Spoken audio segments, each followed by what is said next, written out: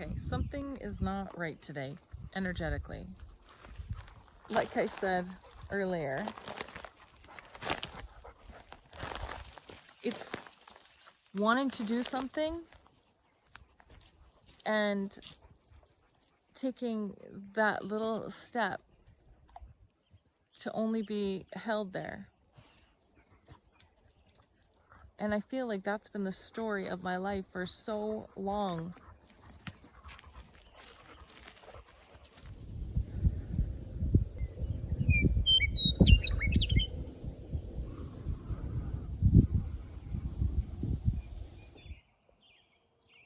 Welcome back. I am just out with the dogs, June 11th, 2025, and I believe it is maybe 9:30 in the morning. The temperature is probably around, I would say 32, maybe a little bit warmer. With every minute that passes, it gets a little hotter. I wonder if anyone else has this feeling today where there's this sense of energy that you want to get going and get something done and move forward, make great strides, and get away from this place of stagnancy. And yet at the same time, it's almost like you can't fully get your feet under you. It's like you worked so hard to detach from things that weren't working for you, that now you're struggling to push off of anything because you're free floating and you're not tied to the past.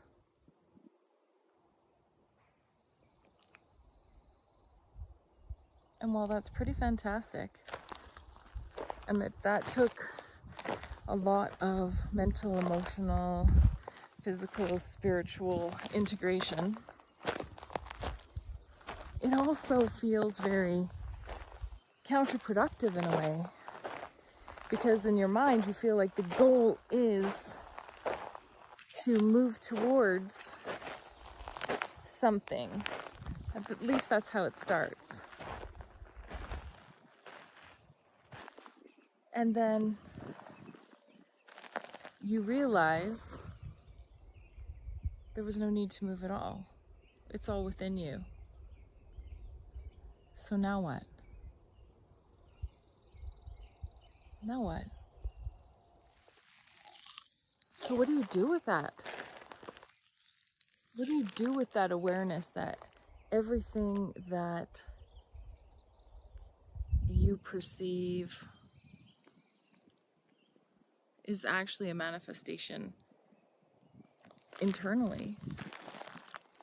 And that the reason why no one else sees the world exactly as you do is because you're projecting your world as you see it. And it just sounds like semantics. It sounds like just words tied together and, making meaning out of them that fits your narrative. And it is. That's the point. It is. And there's nothing wrong with that. It's really a challenge to realize that the boxes that we have been trying to fit within and stay within, and that they're all separate, are not separate at all. And there is no box. And that we've always been free floating. And we've tied ourselves or been entrapped into stories so that our filter of our mind tells us the choices are limited, where you can go and what you can do is only this. And when you crack free of that, it's like, where do I start? Where do I start? In my last video, I was talking about how I don't know where I'm going. I know what doesn't work for me and what doesn't align with me, and then to move myself away from that as a start. And that is true, of course. And at the same time, I don't think I've emphasized enough how much faith it has taken for me to 100% step into this unknown, which has in so many ways challenged every part, and I believe that that's the purpose of it. It's challenged me, like, for example, financially, making decisions to move away from a career, from, how we traditionally make money, go to a job, give away your life, in exchange for just not even enough anymore to buy food, pay for gas, pay for utilities, rent. Your basic needs are not met by going to a job anymore. Doesn't matter how good of a job you have or what kind of education you had, which is basically just conformity and compliance. How well can you actually follow the rules? How well can you regurgitate the reality we want you to believe? How well? And when I was in school, I was always challenging these things, questioning why, how. I'm like the worst nightmare of people who just want you to do what they want you to do. I am the worst nightmare for people like that.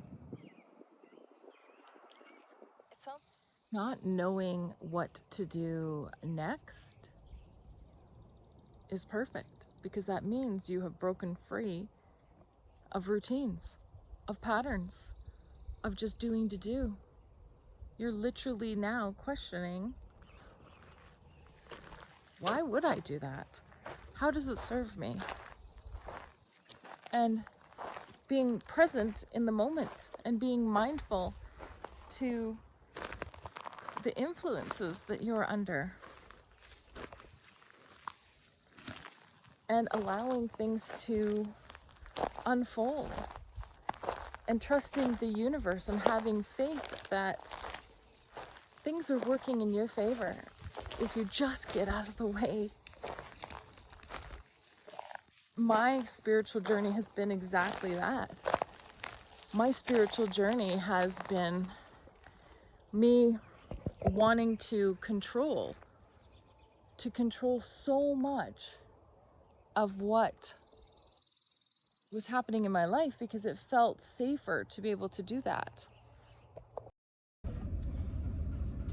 Something that I haven't talked about in a while, or maybe ever, are nature spirits, and how prevalent they are in our everyday world. And I know that I have shown images of the trees and things that are hidden in the background of my videos and photos, and there's so much, along with the clouds and just everywhere. There's signs, symbols, and synchronicities. And what I feel right now is calling me is some of the nature spirits that it almost feels like a warning. It feels like being spurred along when you're not entirely sure why you should just keep moving, but you do. And having not listened to my intuition in the past, which has cost me years of my life, and I of course learned so much from it, and it put me exactly where I am and who I am. I get all that. At the same time, you need to learn the lessons. Trust your intuition, trust that pull, trust that push, trust that little nudge. And that's how I feel right now. I feel like I'm being nudged to move out of this space. And it's weird because I haven't been here in a while, and this is where that sweet smoke, and then the sudden hail and the weird groans happened a while ago. I'll have to link that video somewhere now that I'm learning how to do that. And that was when, right before the Pope died, which I have thoughts on. I have this sense that it's not even a sense. I just believe that the Pope had actually passed away far before it was acknowledged, and that I have to be really careful with what I'm saying here, and that everything is so orchestrated. You must know this by now. Everything you see, hear, experience, internalize is very orchestrated if you're not actually the one that is cultivating this awareness from a higher perspective, to take a look at the whole picture, like to remote view, where you can pull yourself and decide what you want to see or not see. Because again, your projection is the engagement with, the interaction of, the bouncing off, the reflecting, the mirroring back. So you want to be really mindful of what you are engaging with. Okay, so I'm gonna move up a little bit and get us out of this dense space that does not feel conducive to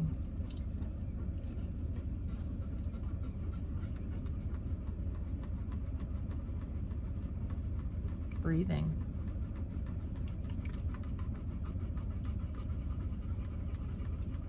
This is just a feeling of stagnation here. Being stuck, trapped.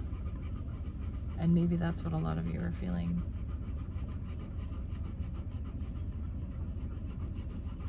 So if that is how you're feeling, move yourself. Actually move yourself.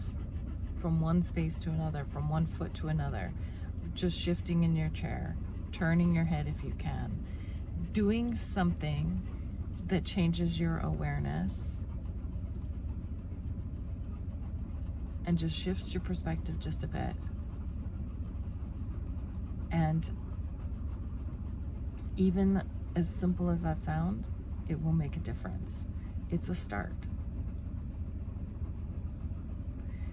Every journey begins with one decision: to start a journey.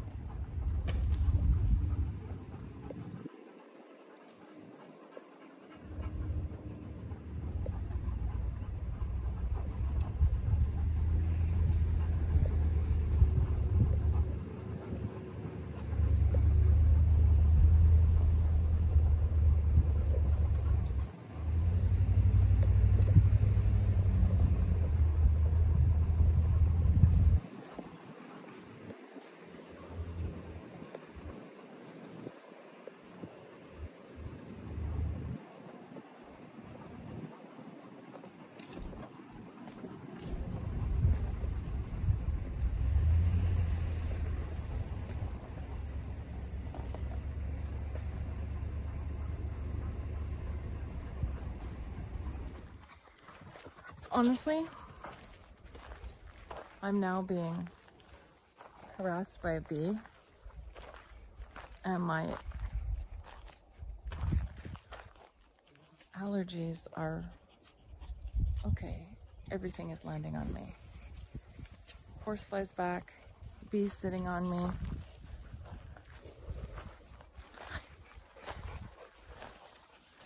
Whoa, like a drunken sailor. trying to find its way home.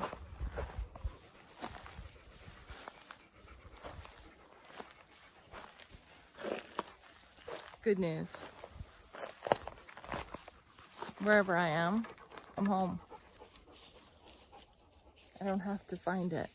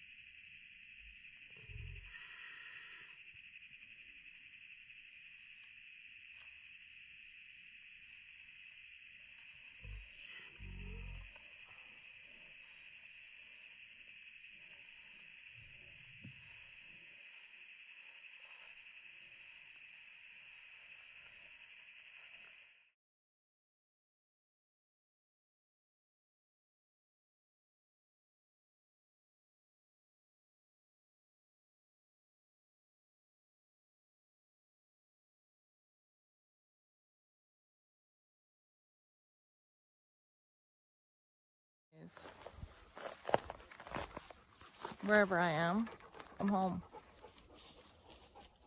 I don't have to find it. It's within me.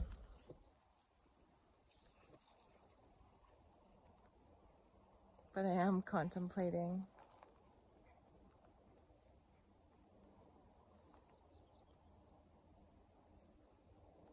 this. It's like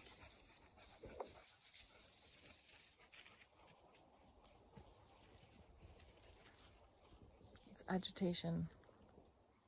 Again, this is the best word for lately. Agitation. Like when you put clothes in a washing machine and you turn it on, it agitates the clothes. And why is it doing that? Because it's trying again to shake free. What in... Okay. Did you see that? That was a hummingbird.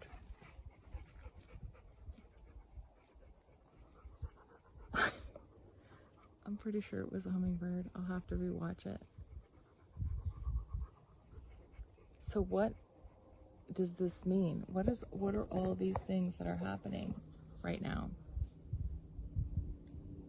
Besides being in nature and nature doing its thing. Again, this agitation, yesterday's video or the day before was about not being distracted off of your course. And now it's that sense below where we just were was this dense, like this dense move of suffocating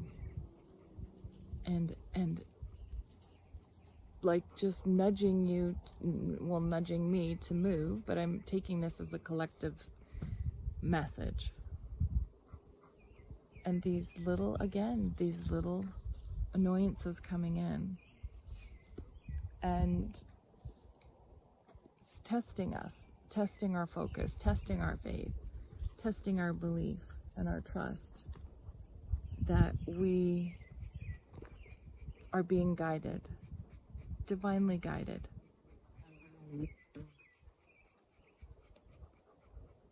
And that's one thing I can tell you for myself, especially. I have never had more faith and trust and belief in the universe than I have in the last year. And making decisions from that place as opposed to a fear-based place has definitely shifted my energy. And maybe that is what more people now are doing. They're recognizing that. They're starting to see a bigger picture.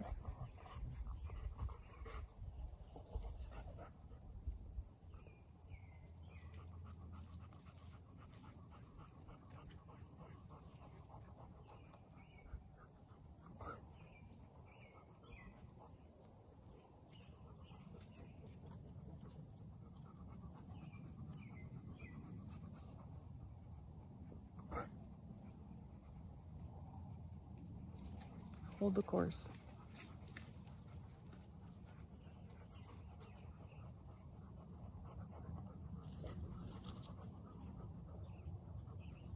Your package has arrived. What you have ordered, and it shipped a long time ago. It's arrived and you're about to get the notification, email, text, phone call, however you get it, saying, open your door and receive.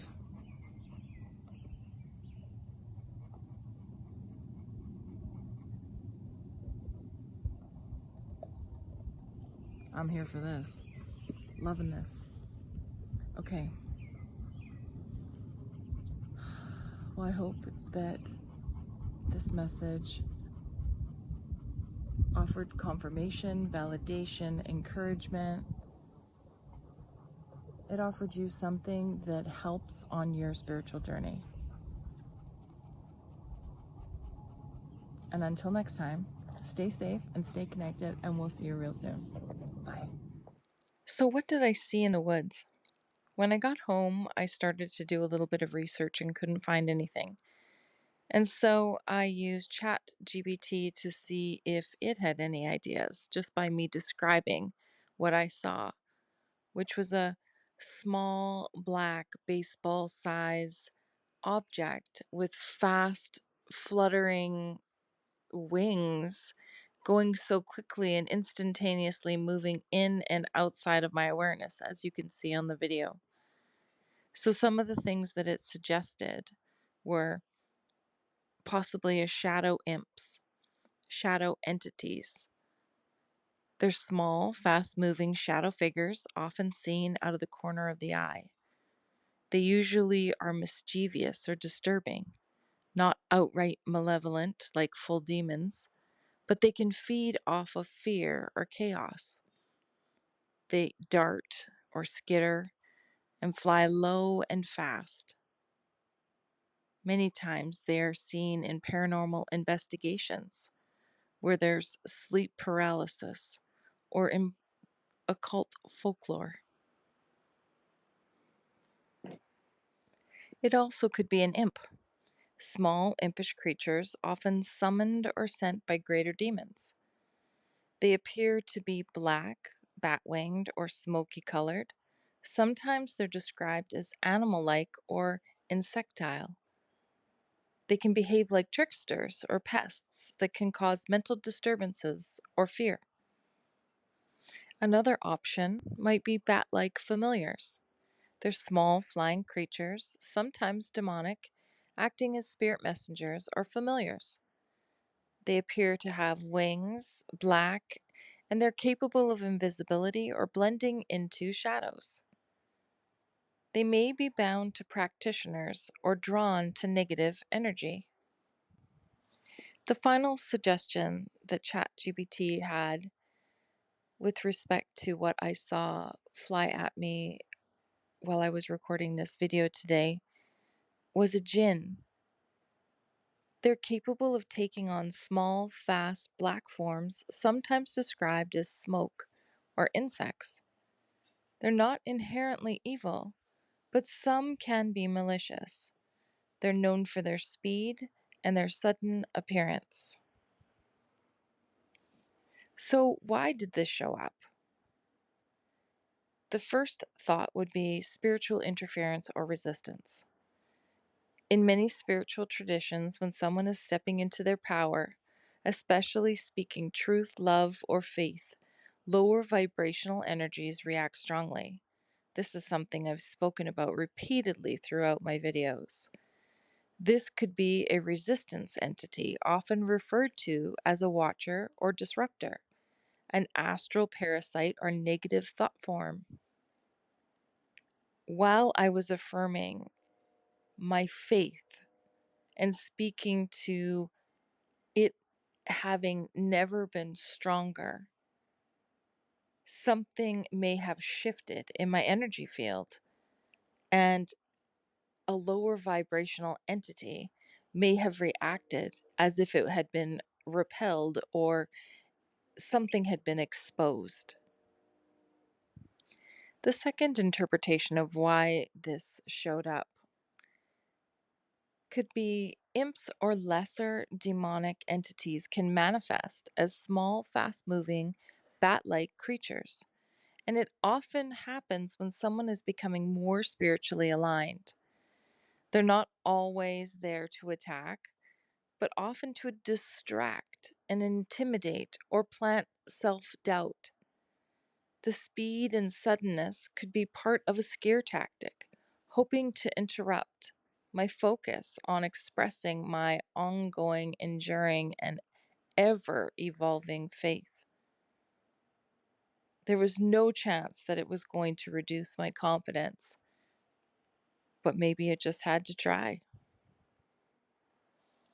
Shadow familiar or thought forms are the third interpretation.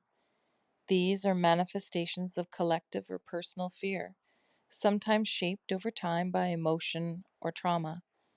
If a person or someone close to a person has gone through anxiety, grief, or spiritual conflict, this could be a residue or energy form drawn to the intensity, like speaking about faith. The fourth possible interpretation of why this showed up was it was an astral insect or etheric parasite.